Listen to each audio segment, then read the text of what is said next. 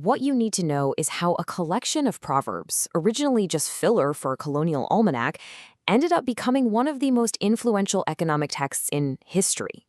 The answer, it turns out, comes down to one single pivotal year. You've heard sayings like this your whole life, right?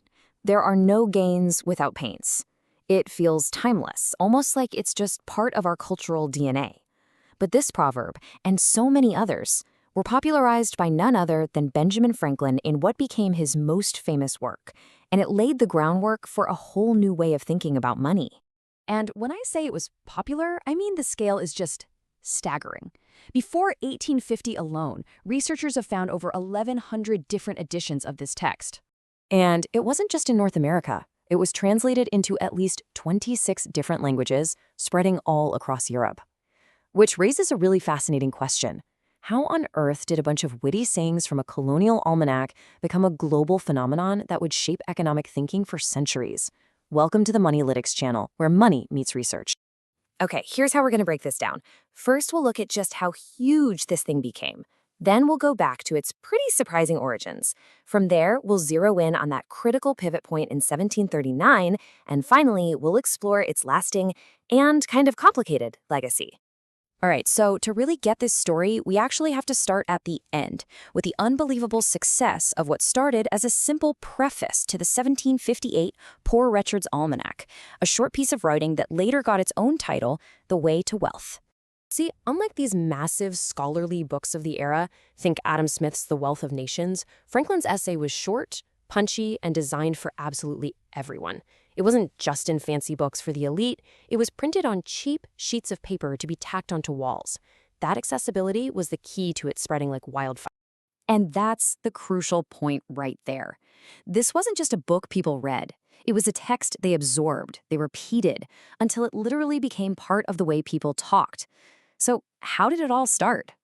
To understand the phenomenon, we've got to rewind the clock. We're going all the way back to 1732.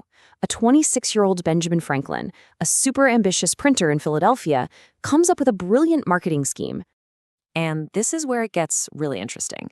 You have this fascinating contrast. On one side, you've got the real Benjamin Franklin, a sharp, savvy strategist. On the other, his creation, Richard Saunders, or Poor Richard, a bumbling, comically poor, kinda clueless astrologer.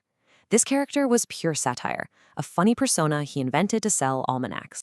Franklin gave Richard this whole relatable backstory. He'd complained that his wife was always nagging him to make more money, so he reluctantly started writing this almanac.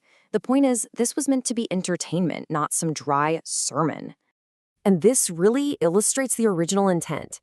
Those famous proverbs, they were just filler. Witty sayings that Franklin would borrow and polish to fill up the blank spaces in his almanac. The goal was profit and parody, not some grand new philosophy. But that was all about to change. This brings us to the absolute core of our analysis, the year 1739. This was a critical turning point, not just for Franklin's little almanac, but for the entire economic philosophy that he was starting to build. So let's get our bearings on the timeline. By 1739, Franklin is 33 years old. He's not that struggling young printer anymore who created Poor Richard just to make a buck. No, he's a successful, well-known public figure now. And with that success, his whole perspective starts to shift. And you can literally see that shift happening inside the almanac. Take this proverb from the 1739 edition. Industry need not wish. It's simple, sure, but it's part of a bigger pattern. The witty filler is starting to have a more systematic message about hard work and frugality as, well, as social virtues. This slide right here, this is the main event. This captures that key transition. Before 1739, the proverbs were mostly about personal survival, how to get by.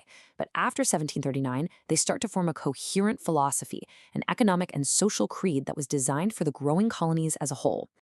So what was the big deal with 1739? The answer is Franklin himself.